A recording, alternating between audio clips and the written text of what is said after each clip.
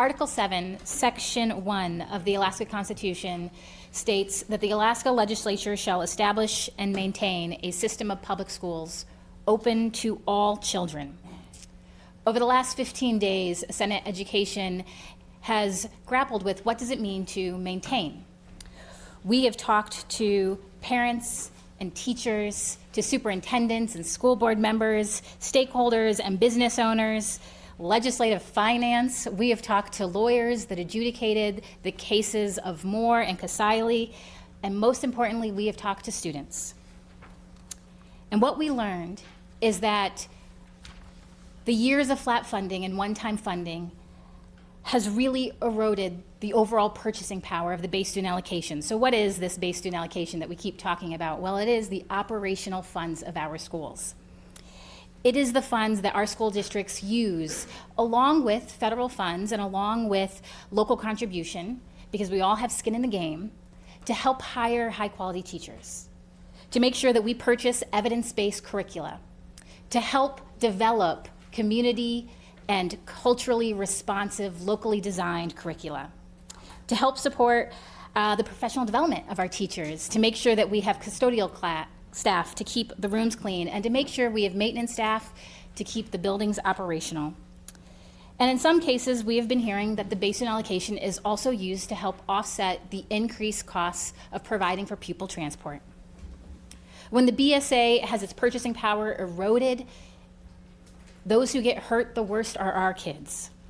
So the bill before you, Senate Bill 52, provides a substantial increase to the base student allocation. It is actually the largest single increase that this state has ever given to its students, the largest single investment. I like to think that SB 52 is what holds us, the legislature, accountable to our kiddos, because we've been falling down. Now, the bill before you is not the bill that came out of Senate Education. That is obvious.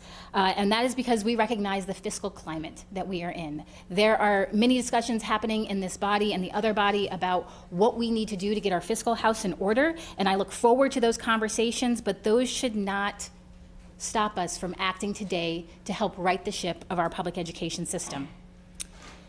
SB 52 also includes some very critical provisions to get money directly into the classroom.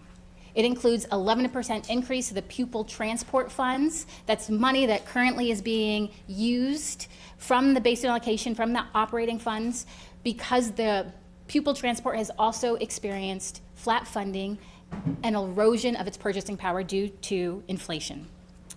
The bill before you also increases the residential school funds. There are some incredible vocational technology programs, some incredible CTE programs. They are struggling to serve students. The bill before you gives a 50% increase to residential schools. So let me address a little bit of the large elephant in the room, the school accountability. Well, you know, we talk a lot about school accountability, and I keep thinking about the educator that's here in this body with us. And what is his accountability to his students? Well, I know that he shows up and he takes attendance, keeping his students and parents accountable, getting the butts in the chairs.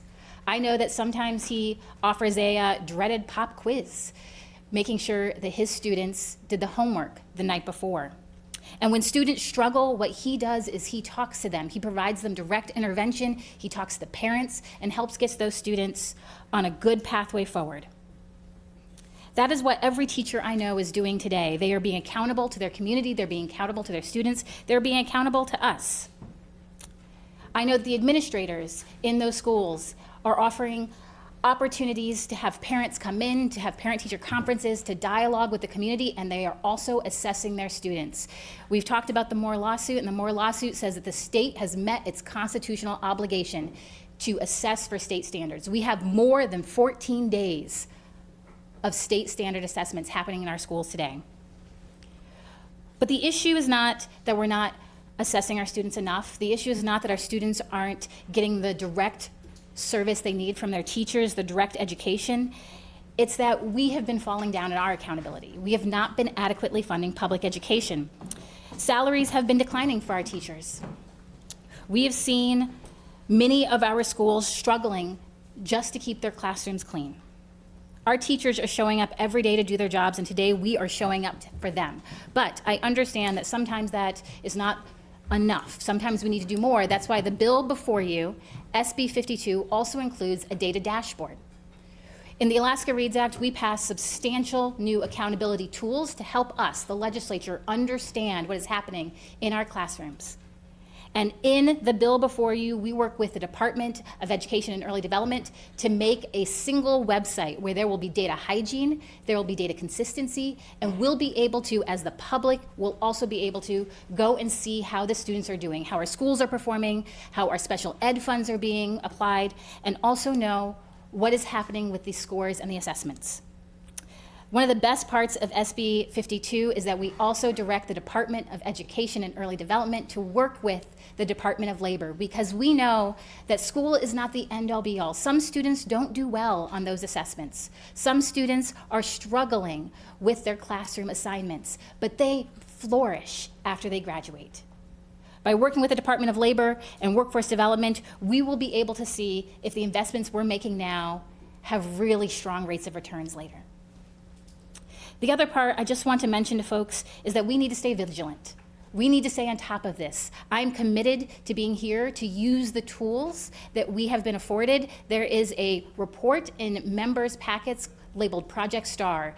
It has an analysis of 11,000 students and what their education outcomes were when legislators, when policymakers tweaked two key tools, class size and teacher quality. Well, that's what the bill before you today is working to do, reduce class size and improve teacher retention and quality. SB 52 meets our constitutional obligations to adequately fund public education. And I know I am biased. I am the Senate Education Chair, and I am getting a terminal degree in this topic, as you all have heard me say, and I'm a very proud product of our state's pre-K through UA system. And I'm biased because I love our public education system. And I don't think that we need to drastically throw out the baby with the bathwater because we are having struggles today. I think that we need to put the inputs in so that we can have better outputs tomorrow. I'm here because of good teachers. I'm here because of dedicated administrators. And I'm here because of all of the caring support staff that made it possible for me to stand before you.